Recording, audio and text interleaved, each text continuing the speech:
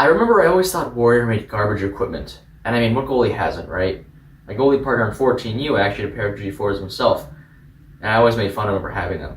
I myself had a pair of Genetic 8s back then. And on October 4th, 2019, bought a pair of G4s myself. So what made me go on to my first two custom pieces of equipment, my glove and my blocker, also from Warrior.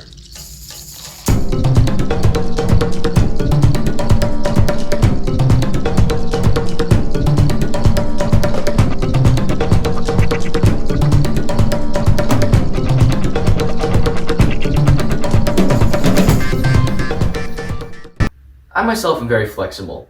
Going from a double brake pad in the Genetic 8s, a brakeless pad is certainly something to get used to, but after only one or two skates, I was already loving them. Being a stiff, butterfly style pad, rebounds absolutely fly off of these things. I think that satisfying boom sound every time. However, if you aren't as flexible, it's okay, you can still make these work. With the profile lock, you can only crank them down, make sure you can seal up your 5-hole without having to flare your hips out super wide. While in your butterfly or otherwise on the ice, the G4s have what Warrior is calling air slide technology. While I'd say calling it technology is a bit of a stretch, it's certainly a welcome addition here. Air slide isn't a new kind of material or anything. It's little grooves on the exterior knee block that reduce the surface area where most of your weight's going to be, allowing you to slide around like you're on air. Speaking of air, that's what these things feel like they're filled with. Until the G5s are out, you will not find a lighter pad on the market. The G4s are only 4 pounds apiece, and the Pro model is even lighter. The strapping system on the pad is great. It's fairly minimal, and like most pads these days, don't have any leather straps. There's a strap at the knee that can be worn across the knee for a tighter feel, or down to the thigh for a looser feel. If you do wear it down to the thigh, the knee wing can be removed. There's a thigh wrap that I would like to be tighter, as it is fairly difficult to get a consistent tightness at the tightest setting. It would also sometimes get caught on the top of your skate. However, it's easy enough to deal with. Just wiggle your skate and it'll fix itself. There's a Lundy loop strap if you're into that kind of thing, which can either be worn through a Lundy loop or the traditional way through a blade holder. The size adjustment on which, while certainly not traditional, works well enough. There's also a toe tie, which I took out and replaced with pro laces, as the stock toe ties don't really have enough pull on them. There's a lot of flex in the boot, facilitated by a little cutout area. This allows you to get a very tight, space-efficient seal against your post in the RVH. The seal against the ice is pretty good, however, except that at the 5-hole, it does come up a little bit and there's a little hole there. If you're already in your butterfly, shooters are going to be hard pressed to get a puck through there. However, if you're in the process of butterflying, that could be the difference between it going in and you landing on top of it, which has happened to me once. Butterflying in the G4 is comfortable enough, provided you're wearing a knee pad. Conveniently enough, the G4s come with the G4 knee pad.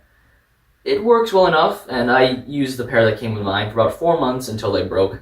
After that, I bought a pair of X2 knee pads, also from Warrior, and I've been wearing those since. X2s are a lot more comfortable than the stock G4s and G4 knee pads that are included with these, so keep in mind, while you are getting a free knee pad, it is by no means top of the line. If you ask somebody why they don't like Warrior, they'll probably say something about the durability, about how it's cheap, it's not made to last, it's not great, etc.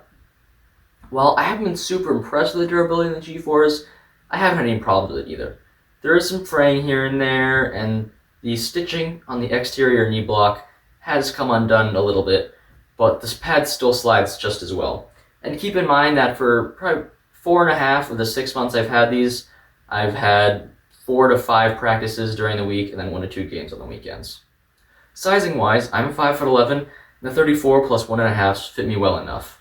My only complaint with the sizing is that as far as I'm aware, all their pad manufacturers, stock wise at least, they go up by +1. Warrior, however, goes up by +1.5, and while I guess that could be a good thing depending on the proportions of your body, for me it's a bit of a hassle, as the top of the pad kind of comes up into my chest while I'm shuffling, T-pushing, and just doing kind of skating stuff in general. And it's really a hassle. If you go with a custom pair, there's an option to get plus whatever you want.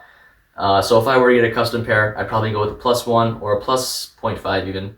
The actual geometry and shape of the pad is interesting too. One, it's pretty blocky and square, which I'm a fan of personally, and everything about the pad is pretty thin, which I imagine contributes to the very low weight. In conclusion, the Warrior G4 Leg Pad is a great pad regardless of cost, and especially because they're going on sale now because of the soon-to-be-released G5s, I definitely recommend picking a pair of these up. But anyway, that's just the high school goalie's 2 cents. If you have any questions or comments, leave them down below. Until next time.